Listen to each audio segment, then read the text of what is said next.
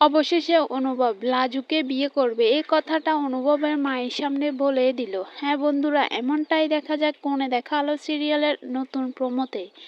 আজকের নতুন প্রোমোতে দেখা যায় লাজুকে অনুভবের মা মাথায় হাত দিয়ে বলতে থাকে, লাজু তুমি আমাকে কথা দাও, যাই কিছু হয়ে যাক না কেন তুমি কোনো দিনও অনুভবের জীবনে আসবে না। এটা শুনে লাজু অবাক হয়ে তাকিয়ে থাকে। এরপরেই দেখা যায় সেখানে অনুভব চলে আসে আর এসে বলতে থাকে, লাজু আমার জীবনে আসবে কিনা জানি না, কিন্তু লাজুকে আমার প্রয়োজন আর লাজুকে আমি চাই।